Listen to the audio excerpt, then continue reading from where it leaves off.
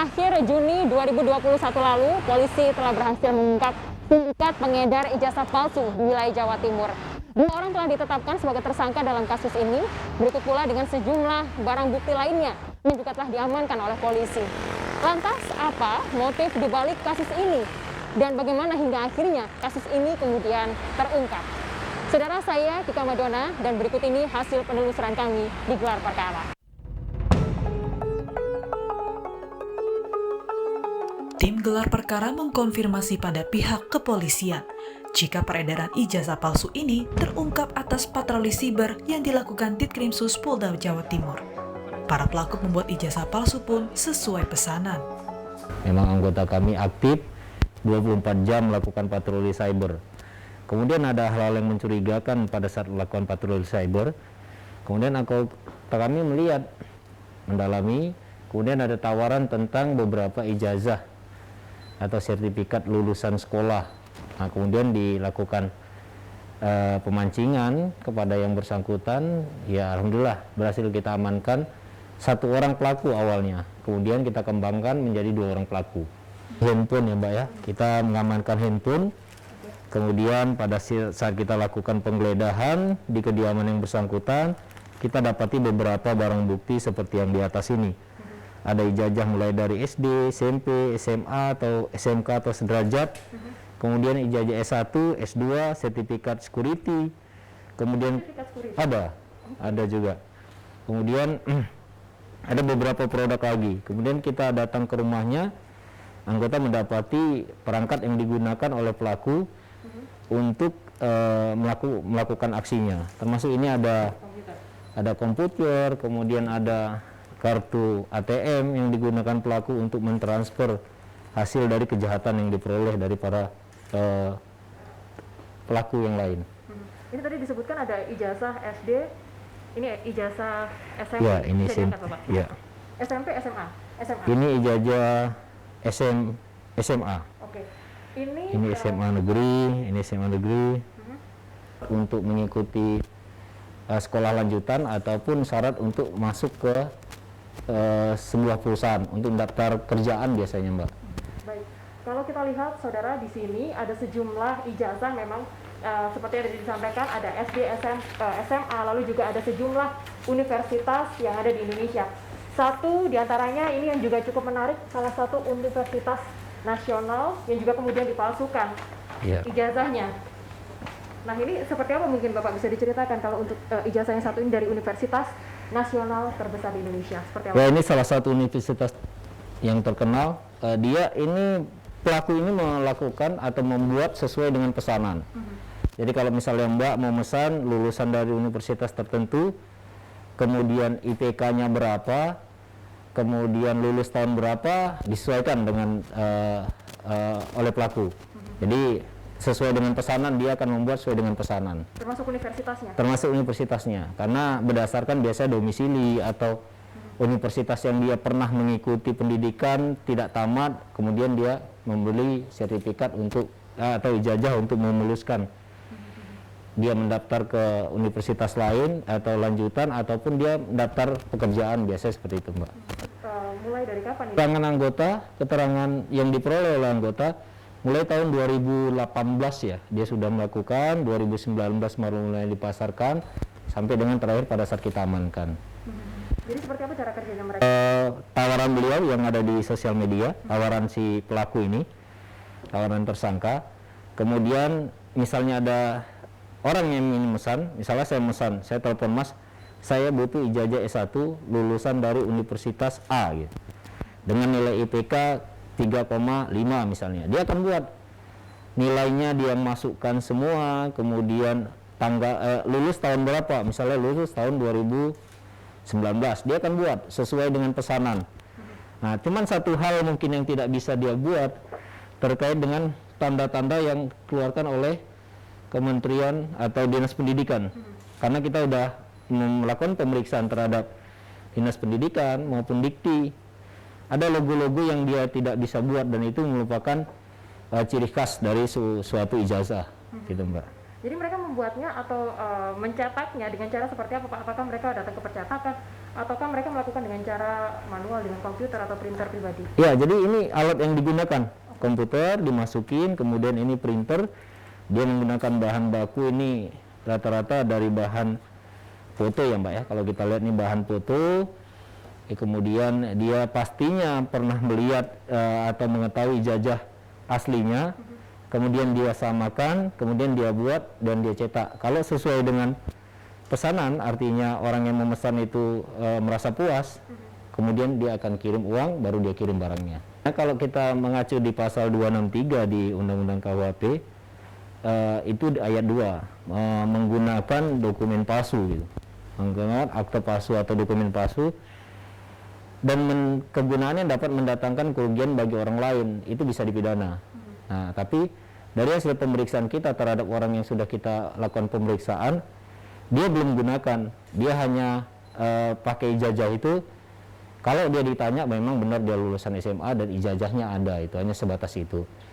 Tapi kita tetap mendalami, ada beberapa orang yang dugaan kita, karena ini dia udah banyak Mbak, dia udah menghasilkan beberapa jumlah uang, sudah ada banyak yang dikirim sama dia, cuman kita terkendala karena yang bersangkutan ini tidak pernah menyimpan nomor teleponnya, kemudian dia sistemnya lepas dan dia juga gonta-ganti nomor handphone Mbak. Jadi kemudian tempat tanggal lahir dan sekolah asal.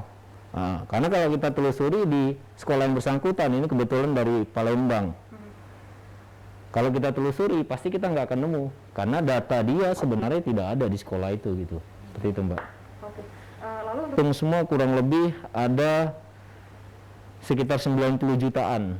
90 jutaan selama 3 tahun. Untuk apa nih Pak?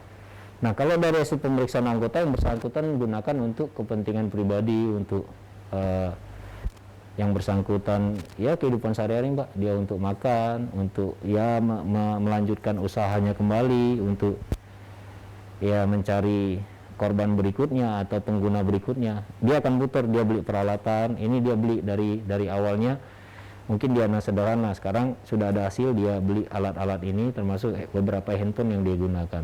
Yang pasti pesan kami sebagai aparat kepolisian, karena banyak pengalaman, banyak kasus yang kita tangani, apabila ada satu universitas ingin menerima murid baru atau suatu perusahaan ingin menerima karyawan dengan syarat tertentu, katakanlah punya lulusan ijazah minimal SMA atau S1, itu mohon dipastikan atau dilibatkan orang dari teman-teman dari dinas pendidikan ataupun instansi terkait yang memahami tentang asli tidaknya ijazah ini. Sama kayak kami di polisi, pada saat kita memeriksa administrasi kelengkapan calon peserta didik, itu akan dilibatkan dari Dukcapil, kita dinas pendidikan, kita libatkan untuk memastikan apakah ijazah yang digunakan seperti ini sesuai atau tidak. Karena undang-undang yang kita gunakan berlapis Mbak, ya ada 3 pasal yang kita gunakan. Itu di pasal 35, pasal 51 di undang-undang ITE, kemudian ada pasal 263 penggunaan atau pemalsuan dokumen, kemudian ada 55 ini itu serta atau yunto. Itu kurang lebih ancaman pidananya 12 tahun, Mbak. Sementara pengamat pendidikan menilai tindak kriminal pelaku pemalsuan ijazah sebagai hal yang tidak bermartabat. Dunia pendidikan pun tercoreng. Ini kan sering kali terjadi ya kan, beberapa waktu yang lalu juga sering terjadi dan sering ditemukan juga kan ketika seorang itu sudah melakukan aktivitasnya, kemudian diketahui menggunakan ijazah yang tidak dibenarkan. Nah, menurut saya begini, kalau bicara ijazah palsu di dunia pendidikan itu kan harus kembali pada apa yang dimaksud dengan pendidikan itu sendiri. Pendidikan itu kan menjadikan orang yang tidak baik menjadi baik, menjadikan orang yang tidak tahu menjadi tahu, menjadikan orang yang tidak bermoral menjadi bermoral. Nah, menggunakan ijazah palsu itu kan sebetulnya sebuah kejahatan. Nah, kejahatannya itu adalah kejahatan moral. Kenapa? Karena dunia pendidikan itu sesuatu yang bermartabat. Kalau kemudian cara mendapatkannya dengan cara-cara yang tidak bermartabat, ini sebetulnya adalah kejahatan moral. Sehingga menurut saya pelaku kejahatan moral baik itu yang membuat maupun yang menggunakan ini mesti harus disanksi dengan berat karena dia merendahkan dunia pendidikan.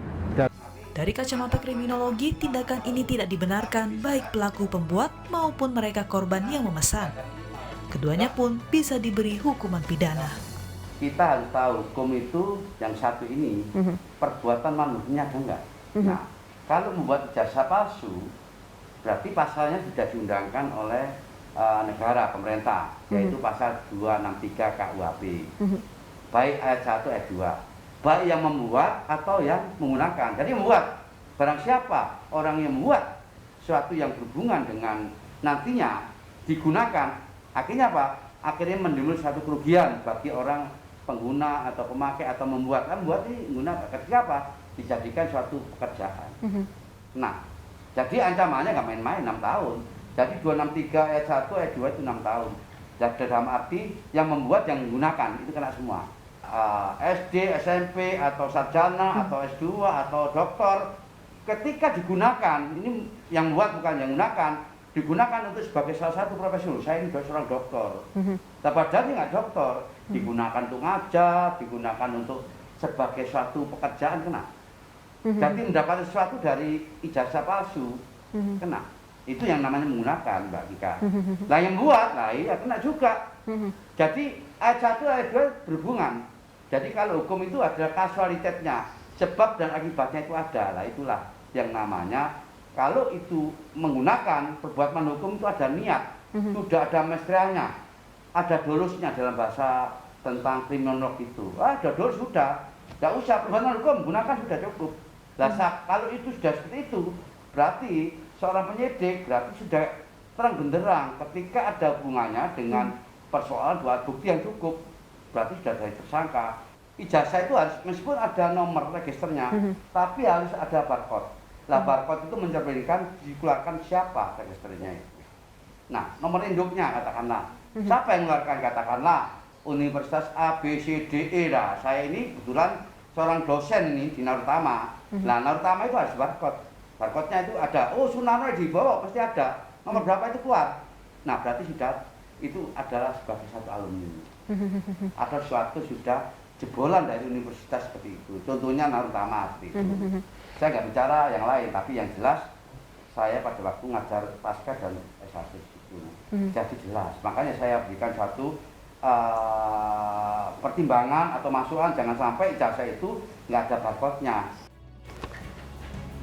Saudara, dari kasus ini kita belajar sesuatu hal, yaitu betapa meruginya bagi orang-orang yang mengambil jalan pintas untuk mencapai sebuah tujuan yang berharga, yaitu sebuah ijazah asli. Karena hanya orang-orang yang pintar saja dan juga kemudian mau bekerja keras serta bersekolah dengan benar yang berhak untuk mendapatkan ijazah asli. Hukum di Indonesia sudah jelas bahwa baik pembuat maupun pengguna ijazah palsu mendapatkan jeratan hukum yang sama. Tak main-main, untuk kasus ini ancaman hukumannya bahkan mencapai 6 tahun penjara. Sehingga jangan pernah main-main dengan yang namanya ijazah palsu. Tika Madona, Alfian Rahman, Kompas TV, Surabaya, Jawa Timur.